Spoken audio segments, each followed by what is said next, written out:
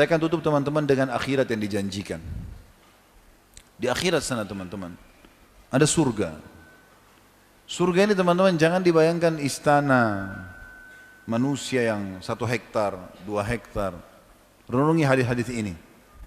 Kata Nabi SAW, orang mukmin yang paling rendah derajatnya di surga akan memiliki 10.000 pelayan. 10.000 pelayan. Yang satu sama yang lain lebih tampan dari yang lainnya. Sampai dia masuk ke istananya lalu dia lihat satu orang tampan sekali, bersih, seperti seorang raja.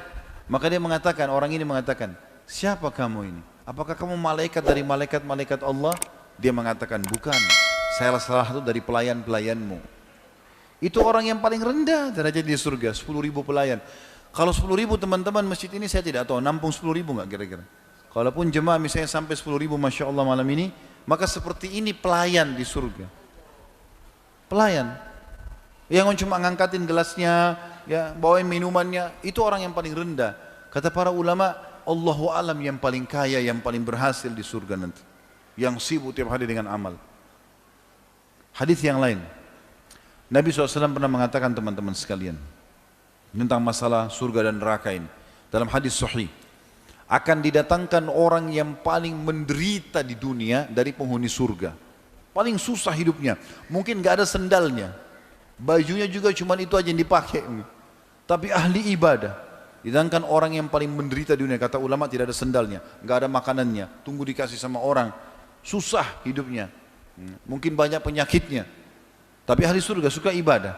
Didatangkan hari kiamat. Dicelupkan satu celupan di surga. Dikeluarkan. Satu celupan dikeluarin. Ditanya, apa pernah kau lalui kesusahan hidup selama ini? Dia bilang, tidak pernah hai Tuhanku. Hilang dengan satu celupan. Dan didatangkan nanti di akhirat orang yang paling besar nikmatnya di dunia. Anggap dia raja, lahir di istana, meninggal pun di istana. Semua makanan ada, dayang-dayang ada, baju mewah ada, nama harum ada, semuanya ada. Gak ada yang kurang. Tapi ahli neraka. Kata Nabi SAW, didatangkan orang yang paling kaya di dunia.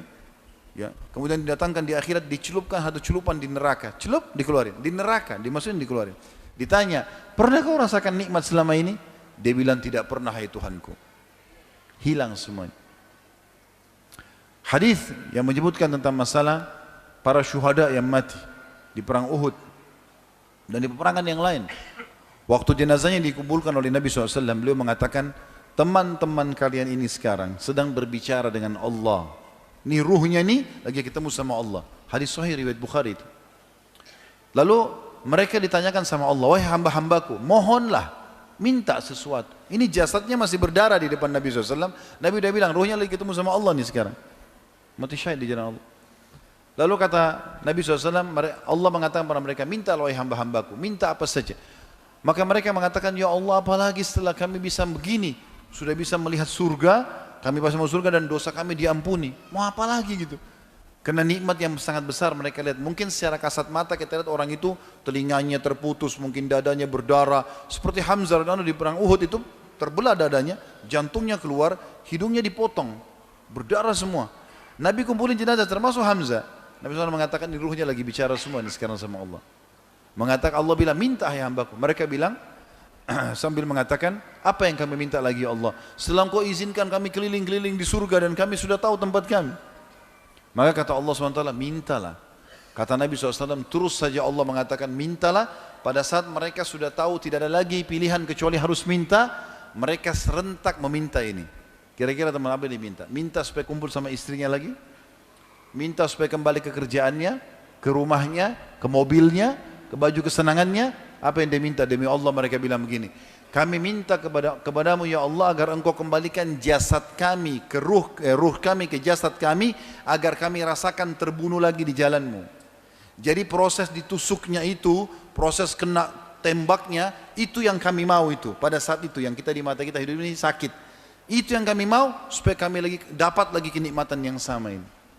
Dalam hadisnya kata Nabi SAW, aku berharap kata Nabi bisa terbunuh mati syahid, lalu aku hidup lagi, terbunuh lagi, hidup lagi sampai 10 kali. Karena besarnya nikmat yang Allah janjikan. Jadi cuma kasat mata itu. Itu cuma kelihatan depan mata. Orang ini susah, kasat mata kita. Padahal sebenarnya belum tentu, mungkin dia bahagia dengan itu. Kita nggak tahu. Kita lihat kuburan mungkin cuma tanah sama batu nisan, tapi dalamnya kebahagiaan. Kita nggak tahu. Dalam hadis yang lain, ini bagi orang yang merasa dirinya jelek, fisiknya kurang, dengarkan. Kata Nabi SAW, siapa yang masuk ke dalam surga, jasadnya akan dibesarkan seperti Adam, 60 siku ke langit, 27,5 meter. Nggak ada lagi orang pendek di akhirat. Jadi yang pendek ini cuma kemasan dunia. Saya pendek, akhirnya jalan harus menjinjit. Nggak usah. Jalan biasa saja. Hah? Biasa saja. Begitu Allah kasih, itu yang terbaik buat antum. Nggak usah ragu. Kata Nabi SAW, yang masuk surga, jasadnya seperti Adam. Wajahnya seperti Yusuf. Dan hatinya seperti Ayub. Ayub AS tidak pernah marah. Yusuf waktu lewat, perempuan potong tangannya. Karena tampannya. Kita biar lewat berapa kali, nggak ada yang potong tangan. Tapi subhanallah, ahli surga begitu. Postur tubuhnya besar, wajahnya tampan, hatinya seperti Ayub. Ayub nggak pernah marah, nggak pernah berkeluh kesah. Orang mau caci maki, orang tidak pernah keluh. Alhamdulillah. Begitu semua ahli surga. Dalam hadis yang lain, kata Nabi SAW, orang yang masuk surga, dia akan bahagia selamanya. Nggak ada kesedihan, nggak ada sakit, nggak ada gangguan orang. Ya. Tidak akan pernah rapuh bajunya, ya, tidak akan lupa bajunya, dan tidak akan pernah juga berkurang umurnya. Mereka akan makan dan minum sesuka mereka. Dan makanan dan minuman yang tidak dibutuhkan oleh tubuh mereka akan keluar seperti dalam bentuk keringat atau peluh yang lebih wangi dari bau kasturi. Nggak ada lagi WC, maaf, di surga, nggak ada. Nggak ada buang air besar, nggak ada buang air kecil. Yang tidak dibutuhkan oleh tubuh keluar dalam bentuk keringat, itu pun wangi, lebih wangi dari bau kasturi. Dalam hadis lain juga kata Nabi SAW, ahli surga akan berkumpul setiap hari Kamis di sebuah tempat dikenal dalam bahasa Arabnya, dalam bahasa hadis dengan pasar. Lalu Allah meniupkan angin yang kencang terhembus ke tubuh-tubuh mereka, maka mereka makin tampan dari sebelumnya. Lalu mereka pulang ke istana mereka, lalu para istri mereka mengatakan, kalian bertambah tampan demi Allah. Lalu kemudian Allah pun menambahkan kecantikan para istri, lalu mereka mengatakan, kalian pun bertambah cantik. Gak butuh salon, gak butuh perawatan, langsung jadi bersih dengan sendirinya. Ini cuma 4 huruf, taat. Itu aja. Patuh. Allah bilang halal nikmati, Allah bilang haram tinggalkan. Sudah selesai. Sampai ajal datang saja, dapat semuanya. Keabadian. Dalam sebuah hadis yang sahih dikatakan, diceritakan tentang orang yang paling terakhir keluar dari surga, dari neraka, terakhir penghuni surga. Dia akan keluar dalam kondisi tubuhnya hangus, setengahnya keluarin asap. Berdiri jatuh, berdiri jatuh. Begitu terus sampai dia jauh dari neraka. Setelah jauh dia mengatakan, segala puji bagi Allah yang selamatkan aku dari kamu. Dia pikir masih ada di neraka selain dia. Ini di neraka ada orang kafir, orang musyrik, orang munafik yang kekal. Dia sendiri ini ahli surga, tidak ada. Orang semua ahli surga sudah masuk ke surga ini. Tentu teman-teman jangan jadi orang ini, jadi orang yang pertama masuk surga dari awal. Ini mampir neraka dulu nih. Ya. Tapi subhanallah, lihat, dengar bagaimana nikmat terendah di surga ini. Orang ini jalan, kemudian setelah dia jauh dia mengatakan, ya Allah, selamatkan aku dari neraka itu. Maka Allah selamatkan dia. Dia mengatakan, segala puji bagi Allah yang selamatkan aku dari kamu. Kemudian Allah dari jauh lihatkan dia pohon. Enggak ada apa-apa, pohon saja. Selama ini ribuan tahun semuanya api, siksaan, ya, yang dicincang, yang dibakar, yang ini, yang itu, segala macam. Maka kata dia waktu lihat pohon itu, ya Allah, saya ingin pohon itu.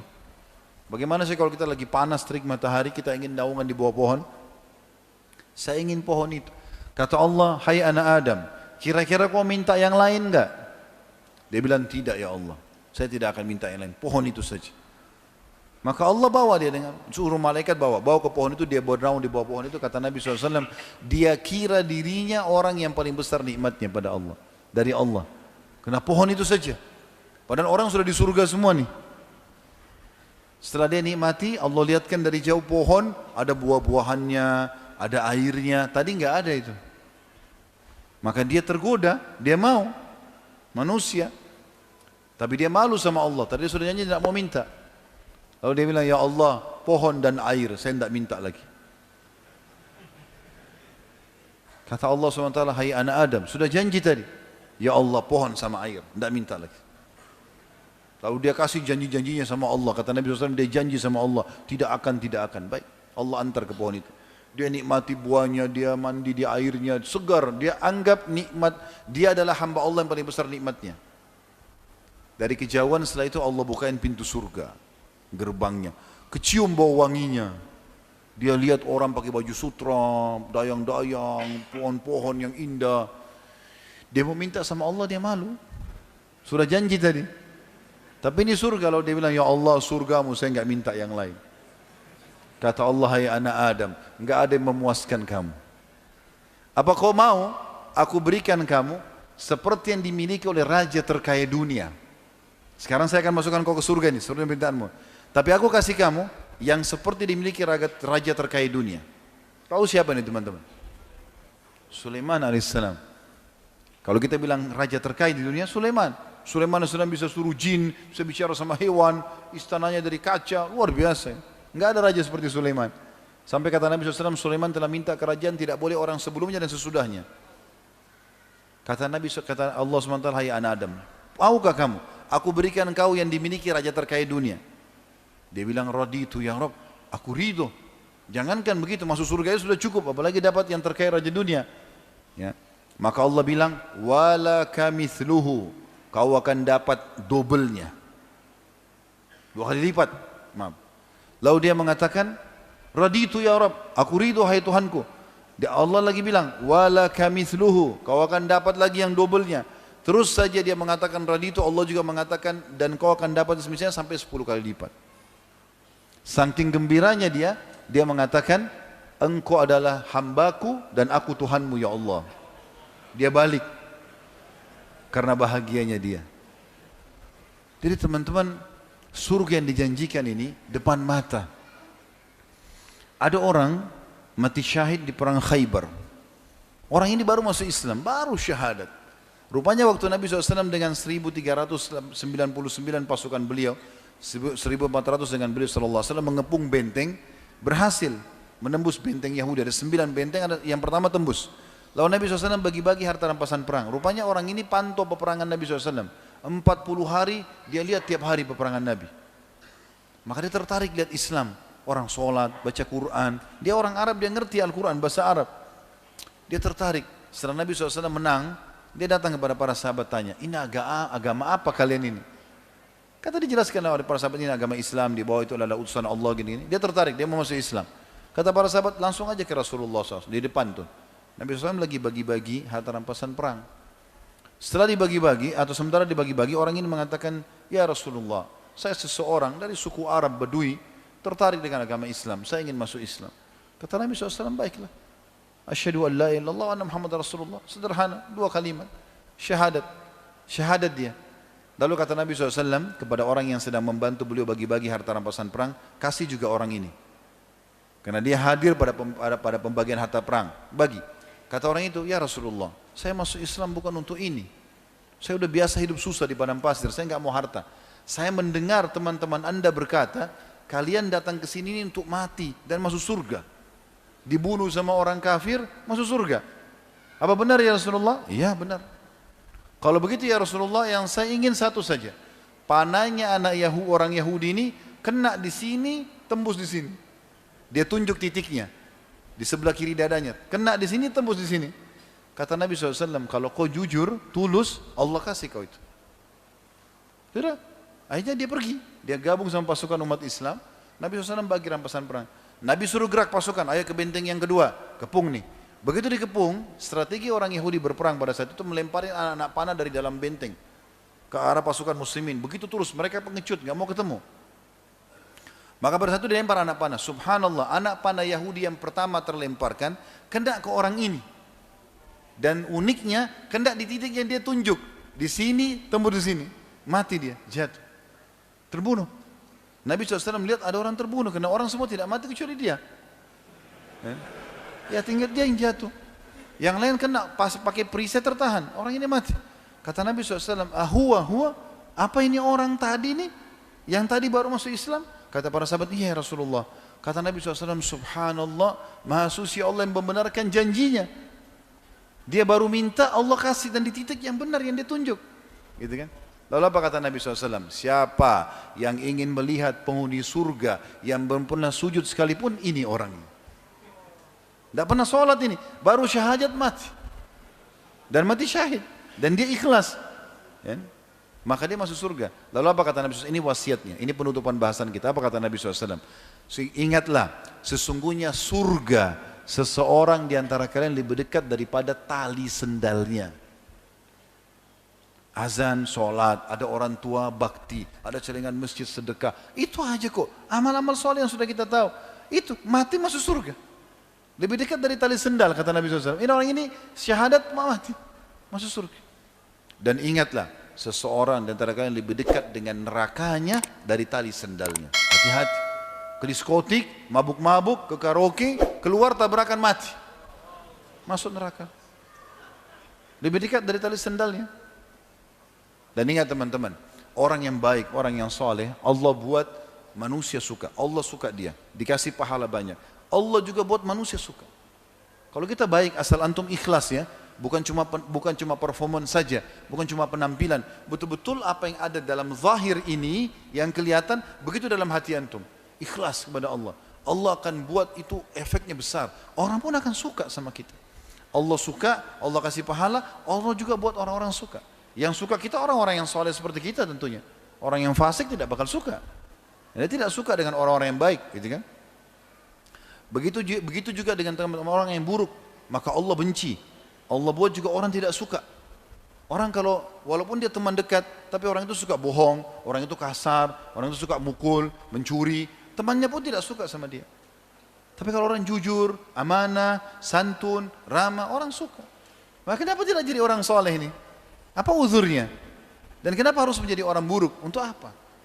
Ingat, peringatan sudah sampai ke Bapak Ibu sekalian. Allah Subhanahu wa taala akan minta pertanggungjawabannya teman-teman. Maka ambil ilmunya, amalkan. Semoga insya Allah kita menjadi orang-orang saleh dan ditutup dengan husnul khatimah.